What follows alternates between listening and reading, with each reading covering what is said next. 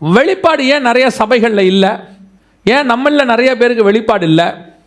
நிறைய ஊழியக்காரங்க கிட்ட ஏன் போன ஜென்ரேஷனில் இருந்த மாதிரி வெளிப்பாடுகள் இல்லை அப்படின்னு கேட்டிங்கன்னா, தேவ சமூகத்தில் உட்காராத சபைக்கு வெளிப்பாடுகள் வராது, அழைப்பு கிடைக்காது, தேவனுடைய ரகசியம் கிடைக்காது. பாருங்க, இயேசுவை சுற்றி 12 பேர் உட்காந்துருக்கான். 12 பேரும் சுற்றி உட்காந்துருக்கான், ஒருத்தன் மட்டும் பக்கத்தில் உட்காந்துருக்கிறான். புரியுதா? எல்லாருமே சுற்றி உட்காந்துருக்காங்க, டிஸ்டன்ஸ் இல்லை, கம்மி தான் உட்காந்துருக்காங்க. ஆனால் எல்லாரை விட க்ளோஸாக யார் உட்காந்துருக்கா தெரியுமா? ஒரே ஒருத்தன் உட்காந்துருக்கான். யார் உட்காந்துருக்கா? யோவான் உட்காந்துருக்கான். அவனுக்கு தான் வெளிப்படுத்தின விசேஷம் கிடைக்குது, அவனுக்கு தான் தேவனுடைய திட்டம் கிடைக்குது, ரகசியம் கிடைக்குது. கர்த்தர் சொல்ல வேண்டியது அவங்ககிட்ட தான் சொல்றார். கர்த்தர் யாருக்கிட்ட சொல்வார்? எல்லாருமே அங்கே சீஷர்கள் தானே. பட் இவனுக்கு மட்டும் என்னங்க ஸ்பெஷல் குவாலிட்டி? எல்லாருமே, இத்தனைக்கும் பிரதான சீஷன் உட்காந்துருக்கிறாரு, 3 பேர் உட்காந்துருக்கிறாங்க. இவங்க அத்தனை பேருக்கும் இல்லாதது ஏன் இவனுக்கு மட்டும் கொடுக்கப்படுது? இவன் எப்பொழுதும் தேவனுடைய பாதத்துக்கு பக்கத்தில் உட்காந்துருக்கிறவன், கிட்ட நெருக்கத்தில் இருக்கிறவன். ஃபஸ்ட்டு இந்த சவுண்ட் இருக்கு பாருங்க, அது கேட்குற டிஸ்டன்ஸ். ஆனால் ரகசியம் வாங்கணும்னு வச்சுக்கிங்களேன், அது கேட்குற டிஸ்டன்ஸில் இருக்கக்கூடாது, யாருக்கும் கேட்காத டிஸ்டன்ஸில் இருக்கணும். நான் சொல்கிறது உங்களுக்கு புரியுதா? ஒரு சவுண்டு உங்களுக்கு கேட்கணும்னா நீங்கள் கேட்குற டிஸ்டன்ஸில் இருக்கணும். ஆனால் ரகசியம் இருக்குது பார்த்தீங்களா, யாருக்குமே கேட்காத டிஸ்டன்ஸில் நீங்கள் கிட்ட இருக்கணும். அப்போ தான் உங்களுக்கு ரகசியம் கிடைக்கும். இன்றைக்கி நம்ம கேட்குற டிஸ்டன்ஸில் இருக்கிறோம், ஆண்டவர் சொல்கிறத கேட்குது, சபையில் பேசுகிறார், சத்தியம் சொல்லித்தரார். ஓ, எங்களுக்கு ஆண்டவர் நிறைய காரியங்களை சொல்லி கொடுத்துருக்கார், பிரைஸ் தி லார்ட், அல்லேலூயா. ஆனால் தேவனுடைய ரகசிய அழைப்பு உங்களுக்கு இருக்குதா? கர்த்தர் உங்ககிட்ட தனிப்பட்ட முறையில் பேசுகிறாரா? கர்த்தருடைய சத்தம் உங்களுக்கு மட்டும் கேட்கக்கூடிய சத்தம் கேட்குதா? அந்த டிஸ்டன்ஸில் நீங்கள் நானும் இருக்கணும். இப்போ பாருங்க, தமஸ்குவுக்கு பவுல் போகிறாரு, போகிற வழியில் தடுக்கி விழுறாரு. விழுந்த உடனே, சவுலே சவுலே நீ ஏன் என்னை துன்பப்படுத்துகிறாய் என்று ஒரு சத்தம் கேட்டது. ஆனால் வசனம் சொல்லுது, அதை சுற்றி இருந்த யாருக்கும் அது கேட்கவில்லை. அப்படின்னா என்ன அர்த்தம்? அப்படின்னா என்ன அர்த்தம்? அவங்களாம் செவிடாயிட்டாங்களா? இல்லை, இவங்க எல்லாரதை விட தேவன் சவுல் கிட்ட நிற்கிறாருன்னு அர்த்தம். அவங்க அத்தனை பேரை விட கர்த்தர் எங்கே நிற்கிறாரு? சவுலுக்கு கிட்ட நிற்கிறாருன்னு அர்த்தம். சத்தம் இடி முழக்க மாதிரி சத்தம் தான், ஆனால் பேசுறது பக்கத்தில் இருந்து பேசுகிறார். அதனால தான் மற்ற எவனுக்கும் அது கேட்கவில்லை. அப்போவே கர்த்தர் சவுலுக்கிட்ட எங்கே வந்துட்டாரு? கிட்ட வந்துட்டார், க்ளோஸ். யாருக்கும் கேட்காத விஷயம் எனக்கு கேட்கணும், யாருக்கும் சொல்லாத விஷயத்தை கர்த்தர் என்கிட்ட சொல்லணும். அந்த ஆசை முதல்ல உங்களுக்கு எனக்கும் இருக்கணும். இந்த ஆசை உங்களுக்கு இருக்குதா? இப்போ இங்கேருந்து நீங்கள் ஒரு டிஸ்டன்ஸ்லேருந்து செய்தி கேட்டுக்கிட்டு இருக்கிறீங்க, ஒரு சத்தம் உங்களுக்கு கேட்குது, நீங்கள் அதில் திருப்தி ஆகி போகிறீங்க. இதோட ஆண்டவர் நிறுத்துறதுக்கு உங்களை கூப்பிட்டாரா? அப்படின்னா நீங்கள் மார்த்தால் கூட்டம். இங்கேருந்து போய் தேவன்கிட்ட இருந்து ரகசியமாக பக்கத்தில் கேட்குற கூட்டத்துக்கு நீங்கள் போயிடணும். அந்த டிஸ்டன்ஸ் குறைஞ்சிடணும். ஆண்டவரை எங்கிட்ட என்ன பேசுகிறீங்க, எங்கிட்ட என்ன சொல்கிறீங்க? மார்த்தாள் சொல்லிட்டா. மார்த்தாள் பயங்கரமாக வசனம் பேசிட்டாங்க. கடைசி நாளில் உயிர்த்தெழுவான், நீ வருகிறவைய கிறிஸ்து நீர்தான், எல்லாம் ஓகே. எல்லாம் சொன்ன பிறகு ஆண்டவர் சொல்கிறாரு, சரி மார்த்தாள், நீ போய்ட்டு மரியாதை வர சொல்லு. அப்போ லாசர் உயிரோடு எழும்புறது நீ பேசுகிற வரைக்கும் நடக்காது. அந்தம்மாவை போய் வர சொல்லு, மரியாதை வர சொல்லு. ஏன்?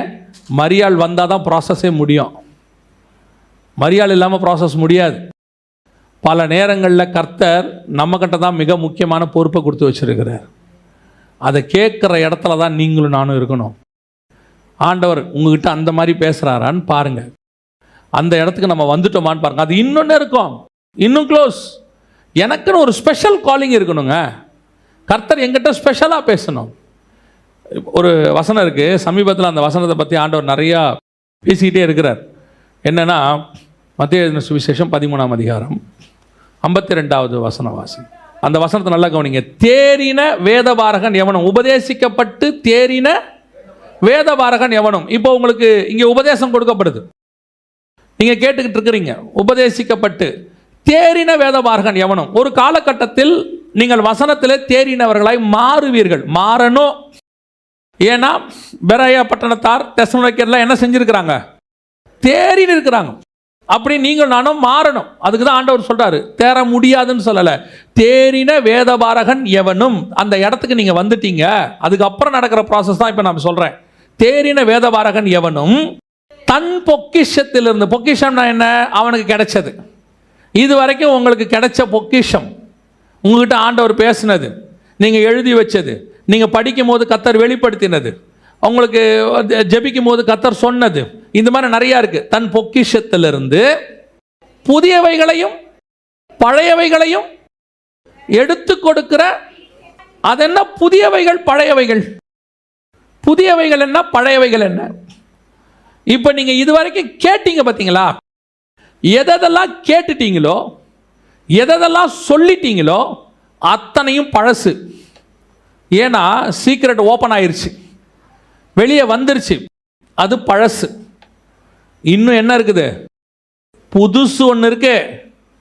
அதை தேவனிடத்திலிருந்து எடுத்து வாங்கணும். நீங்க அதை எடுத்து ஜனங்களுக்கு கொடுக்கணும். கொடுக்கும்போது ஜனங்க சொல்லுவாங்க, இந்த வார்த்தை புதுசா இருக்குதே, இது வரைக்கும் நான் கேட்டதே இல்லையே, இப்படி ஒரு வெளிப்பாடை நான் பார்த்ததே இல்லைங்கிறான் பாருங்க. அதுதான் உன் கையிலேருந்து வந்த புதுசு. யார் இப்போ நம்ம யாருடைய பிரசங்கமா இருக்கட்டும், எப்பேற்பட்டவங்களுடைய பிரசங்கமா இருக்கட்டும், இன்னொருத்தருடைய ரெஃபரன்ஸ் இல்லாமல் பேசவே முடியாது.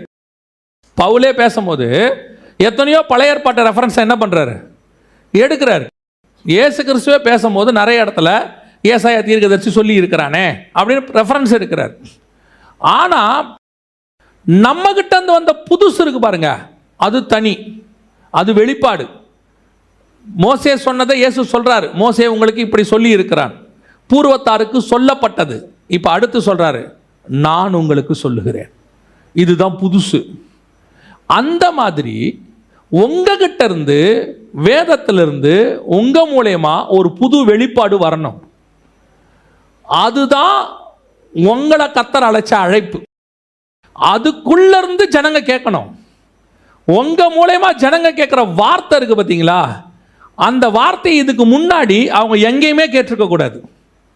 அந்த வார்த்தை உங்க மூலமா பரலோகம் பேசும். அதுதான் புதிதான பொக்கிஷம்.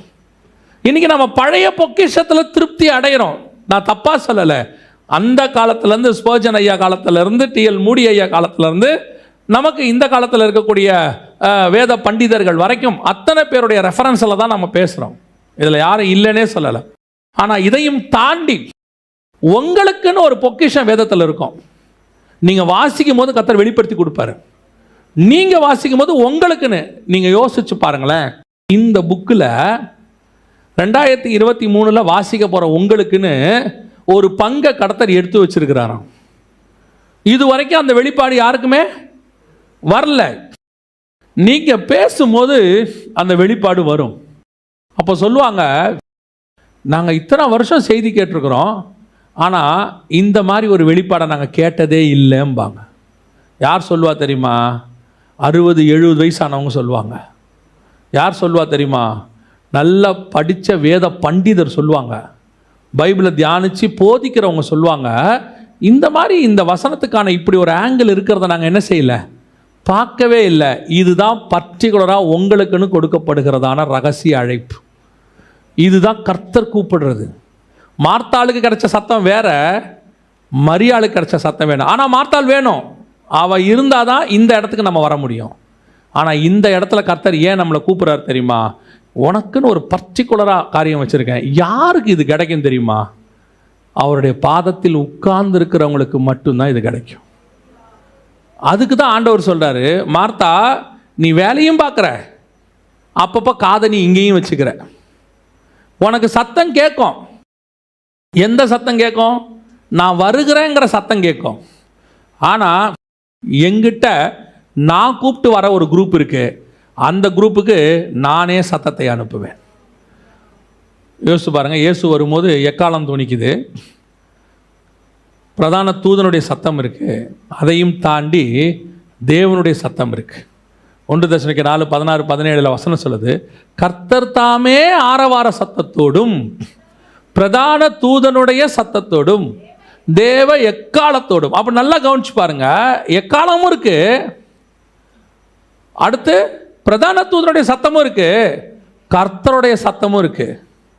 எக்கால சத்தம் கேட்குறவங்க எக்கால சத்தத்தை கேட்கட்டும், தூதனுடைய சத்தத்தை கேட்குறவங்க தூதனுடைய சத்தத்தை கேட்கட்டும். நீங்களும் நானும் கர்த்தருடைய சத்தத்தை கேட்குறவங்களுக்காக காத்திருக்கிறோம். அதுதான் பர்டிகுலர் அழைப்பு.